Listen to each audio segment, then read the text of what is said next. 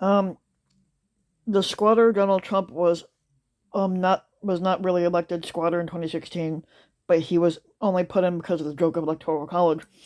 But following a campaign of pledges to build a wall along the border with Mexico, and he basically promised to repeal and replace his predecessor's signature healthcare legislation and to drain the swamp of special interest in Washington, D.C., and cut through the federal government's bureaucracy, all to make America hate again. Trump ultimately fell short on many of his signature promises. The only success that his campaign had was cutting taxes, rolling back regulations, and reshaping the judiciary, which will cast a long shadow with the national debt reaching historic highs and weakened federal agencies and conservative judges who will remain in position for years to come. Um, Now, President Joe Biden, on the other hand, has begun undoing some of the inherited policies via executive orders. Yet much of what yet much of what the new administration ultimately hopes to achieve cannot be accomplished by presidential fiat. Like Trump when he was reversing the Obama era regulations, Biden will need cooperation from Congress, including compromises with at least some Republicans in the Senate to enact significant swaths of this agenda. And he faces a ticking clock to undo some of Trump's midnight rules. But here are some of the most important ways that Trump had changed Washington and the federal government, like basically the swamp. Um, did did the squatter Donald Trump drain the swamp like he promised? The answer is no. Although he may count his extensive deregulation efforts as a success, but it's really not. Um, from the start of his term, Trump staffed his administration with lobbyists, hundreds of them by our count, some of Rome, remain in career positions. He signed an executive order on the ethics that was supposed to bar his political appointees from lobbying their former agencies. But 5 years after the left government, though, ProPublica found in 2018 that the order was not being enforced. Then one of his one of his final acts as squatter was to rescind that order, calling into question whether the swamp was drained or if Trump had built a yacht club along its murky waters. Trump's regulatory success left some federal agencies um, understaffed, unfunded, unable to function properly, as demonstrated by his administration's botched response to the 2020 coronavirus pandemic. Even if Biden is able to restaff and Congress allocates the money to restore slash budgets, it would take years to reverse the rules put in place by Trump. Biden has set about trying to reverse at least some of Trump's actions that rolled back the rights of the lesbian, gay, bisexual, transgender Americans, like the military's ban on transgender service members and the 2020 conscious rule that helped shield the federally funded healthcare providers who have refused to provide services on religious or moral grounds, basically. The new administration will almost certainly have to employ one of the tools that Trump used to or undo former President Barack Obama's regulations, a little known law called the Congressional Review Act.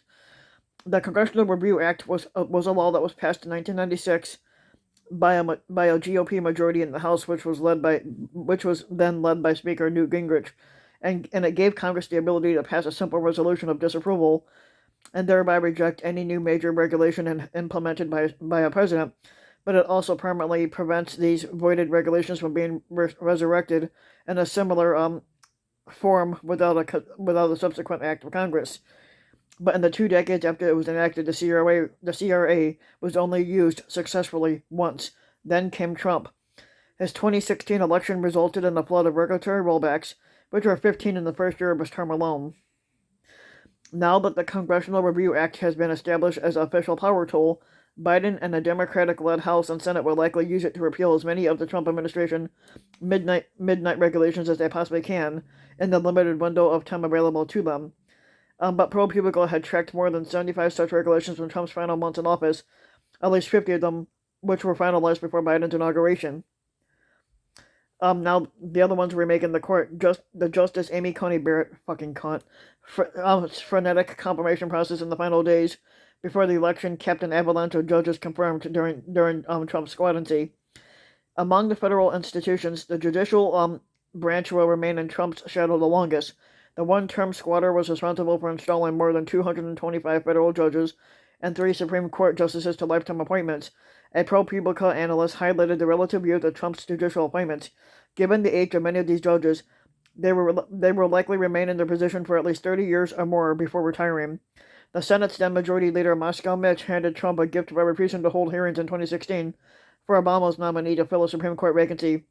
In April of 2017, that seat was filled by Neil Gorsuch, who at age 49 was the youngest on the court. The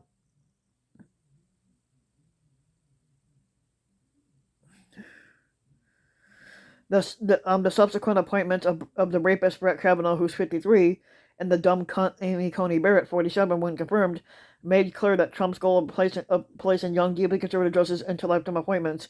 According to a ProPublica analyst, all three Trump-appointed judges could remain with the court until 2050 or beyond by simply staying through or slightly beyond the average age of retirement for the court.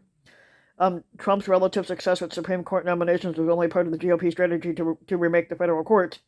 But McConnell and the Republican leadership deliberately held back on confirming Obama's judge nominations in the hopes of the White House changing parties after 2016.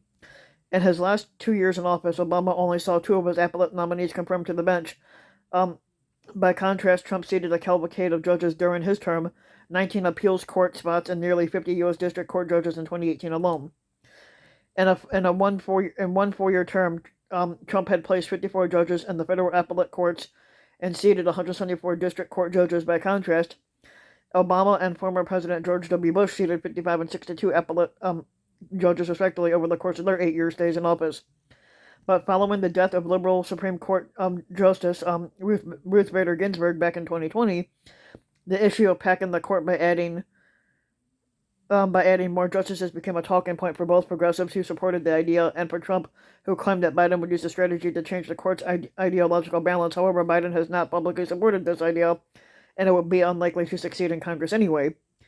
But the Constitution prescribes no specific number of justices for the Supreme Court, which over the years has had as few as 6 justices and many as 10.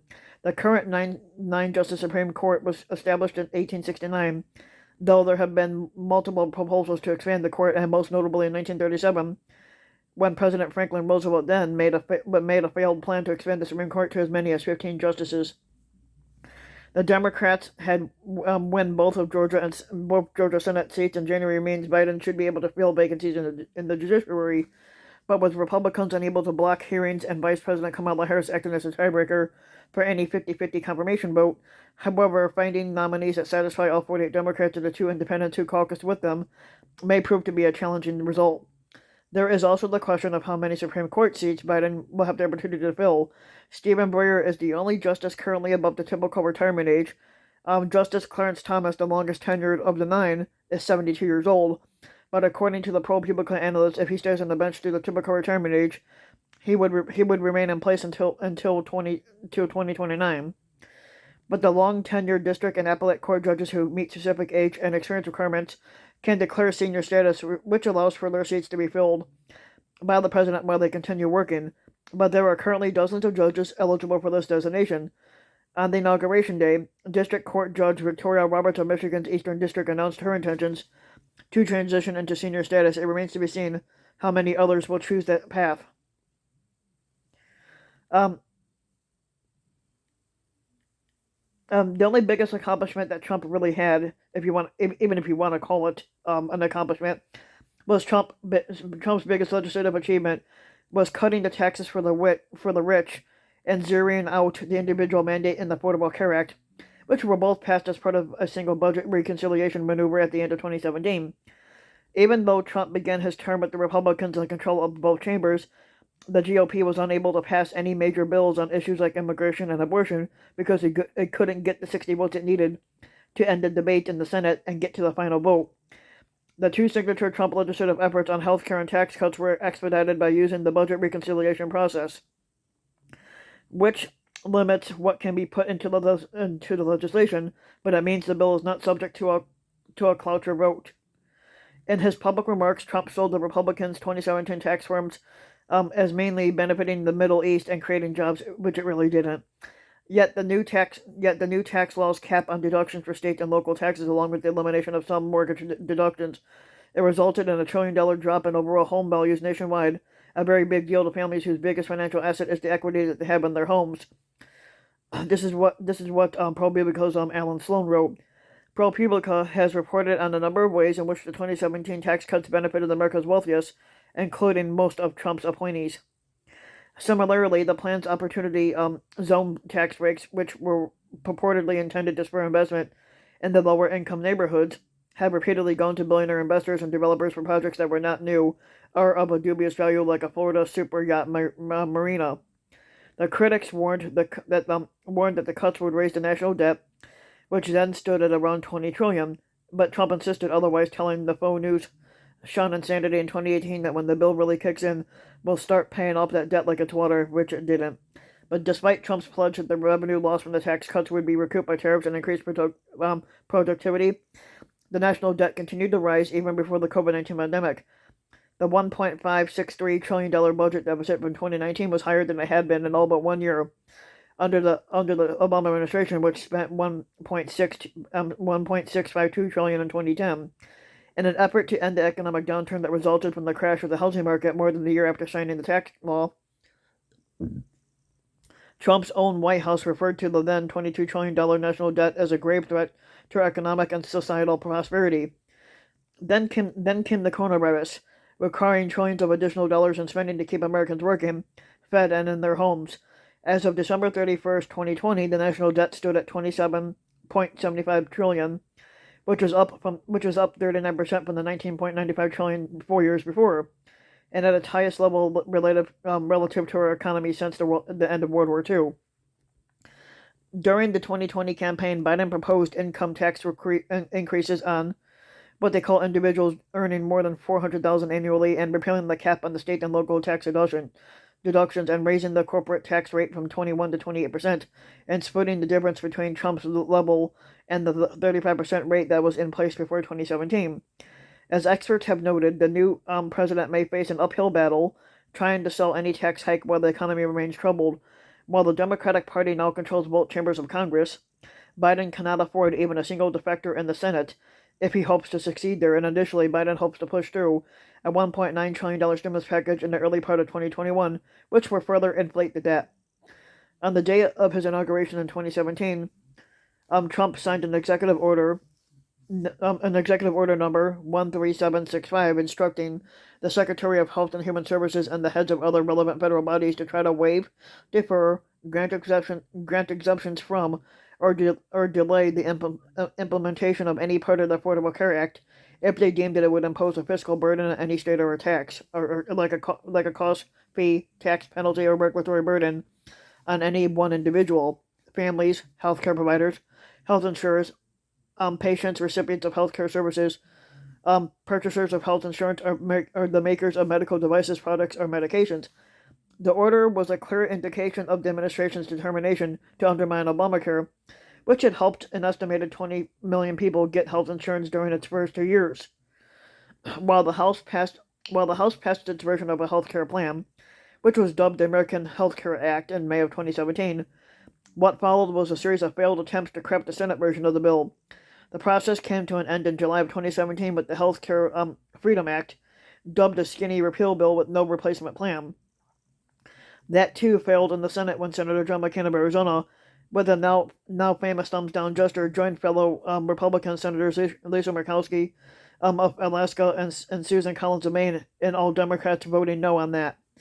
The closest Trump would come to repealing the Affordable Care Act came in 2017, when, as a part of the Republican tax bill, he effectively negated the individual mandate, which required individuals to carry a minimum level of health care coverage or face an annual penalty of up to $695.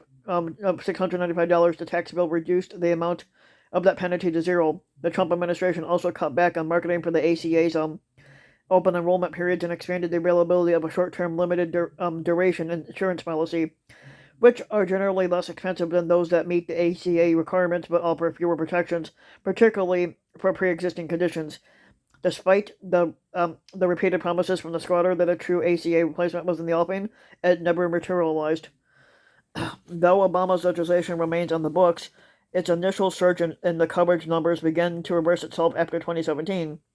But according to a 2020 Kaiser Family Foundation report, there were 28.9 million uninsured non-elderly Americans by the end of 2019, which was an increase of 2.2 million since the beginning of 2017. but with the number expected to continue to rise in 2020 due to the historic levels of unemployment resulting from the pandemic-related layoffs and closings, in addition to resulting in more uninsured Americans, the Obamacare repeal campaign set the tone of bluster, partisanship, and misinformation that would come to define many aspects of the Trump years.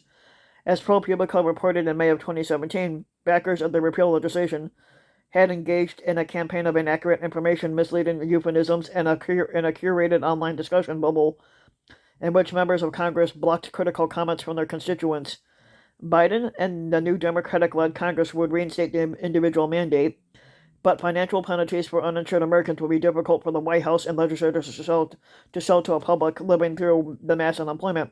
But rather, as part of his $1.9 trillion COVID-19 relief package, the new president hopes to maintain insurance rolls by increasing the value of the premium tax cut, a refundable credit that helps eligible taxpayers afford insurance coverage so that their net cost of insurance premiums is no more than 8.5% of an individual's yearly income. The new White House will face pressure from within its own party as progressive Democrats push to replace the traditional insurance plans with the single-payer Medicare for All plan. But support for this concept is increasing among the general public. According to a September 2020 report from the Pew Research, 63% of Americans support at least some mix of the government and private insurance plans, which is up 4% from the previous year.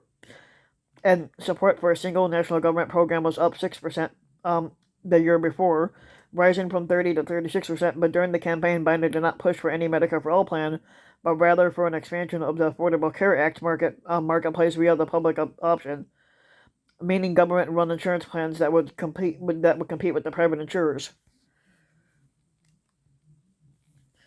Now the wall, because we know he never built that. About 80 miles of the southern border wall had newly built sections of border wall by the end of Trump's squadancy, but another several hundred miles of wall were built in areas where other barriers already existed. So in early 2018, with nothing to show for his campaign promises and no indication that Mexico wanted any involvement in funding that border wall, Trump had floated to the then Defense Secretary James Mattis the idea of using money earmarked for the armed forces to build it. It would be nearly a year before Trump moved forward with this plan, setting up a slew of legal challenges, which some involving the Supreme Court. But opponents said that Trump did not have the authority to reallocate billions of congressionally appropriated military funds. But the standoff over money for the wall resulted in the longest shutdown in U.S. government history. Congress, now with the Democratic majority in the House, eventually agreed to give Trump part of what he requested, but with some restrictions. The squatter was also allowed to use billions that had previously been allocated in the military's counter-narcotics effort.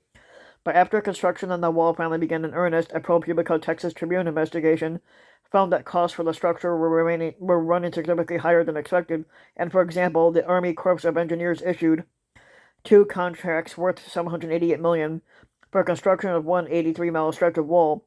But in less than a year, the value of those contracts increased by more than $1 billion. But within a year, after the length of the wall segments in those contracts were extended by 63% to 135 miles, the total cost more than tripled to $3 billion.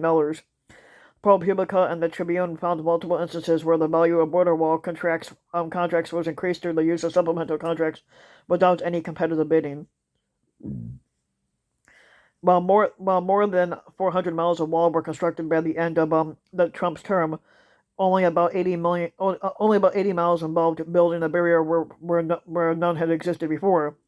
According to a news report, the Washington Post reported that Biden may be obligated to build more than 200 additional miles of wall, but I doubt that. On his first day in office, Biden issued an executive order describing the wall as a waste of money that diverts attention from genuine threats to our homeland security. The order pauses construction and spending on the wall to the extent permitted by law, leaving open the possibility that construction could continue or that money will continue to be spent on the project. Our investigation confirmed that some wall contracts come with hefty termination fees, but one agreement stipulates a cancellation fee of nearly $15 trillion, or $15 million, sorry. A bust of the president, Zachary Taylor, is covered with plastic, but it was smeared without smeared with blood when a pro-Trump mob broke into the U.S. Capitol following the Klan rally with the squatter Donald Trump on the National Mall.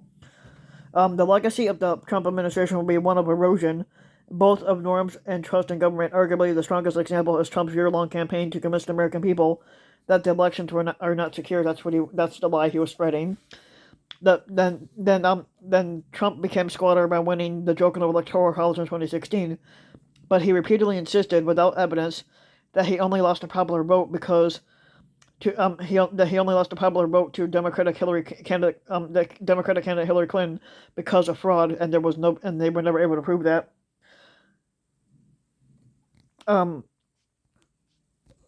Basically, Trump said that he won the popular vote if you deduct the millions of people who voted illegally, and he said this despite all evidence to the contrary. Basically, people voted legally, and he lost a popular vote. He did not win it.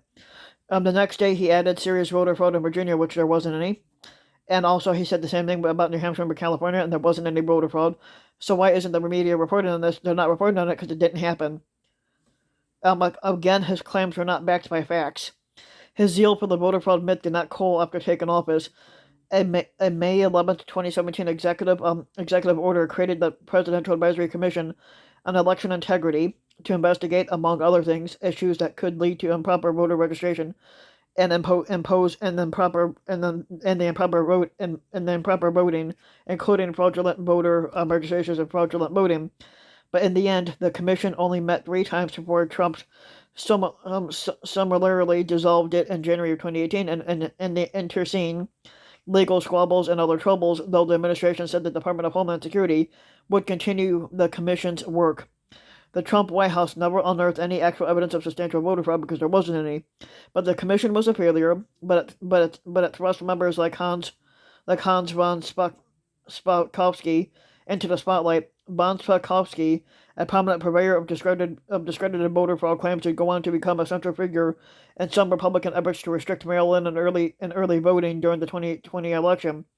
As Trump and his surrogates stoked unfounded fears of dead people and undocumented immigrants voting, Americans grew unconcerned about interference in elections.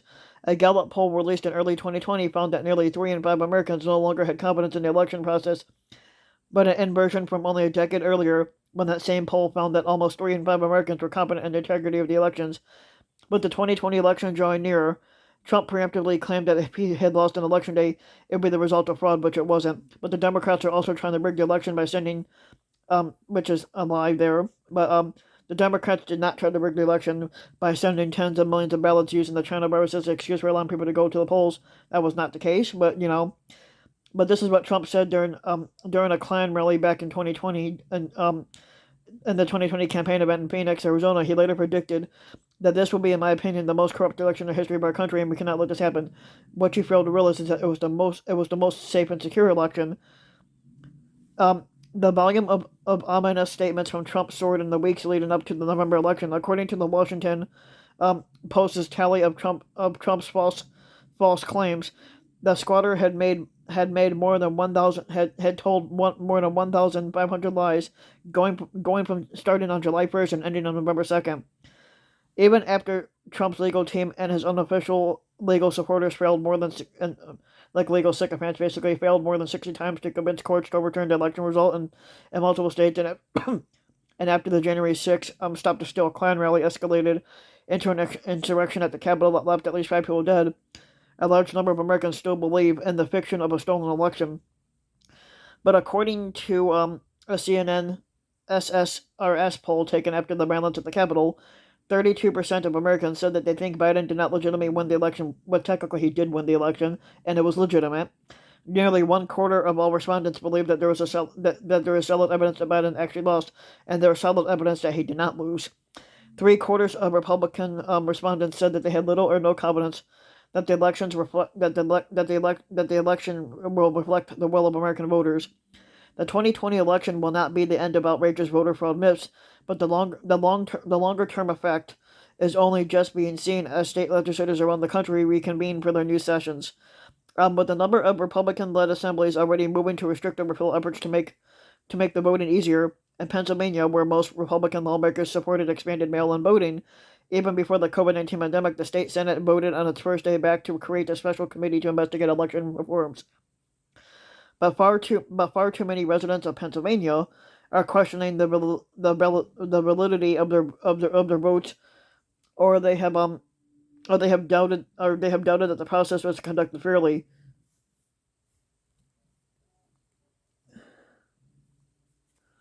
Um, so, they don't believe that it was conducted fairly, securely, and produced any accurate result. And this is what the state senator Jake Corman had said, and he had voted for the 2019 election reforms. But basically, it said about the commission in December. His statement echoed an argument similar to that made by U.S. Senator Ted Cruz on January 6, only minutes before the insurrectionists breached the Capitol. Similarly, Minnesota State Senator Scott Newman, a Republican, recently introduced a bill to require photo identification. And basically, they introduced a bill to require photo identification for voters.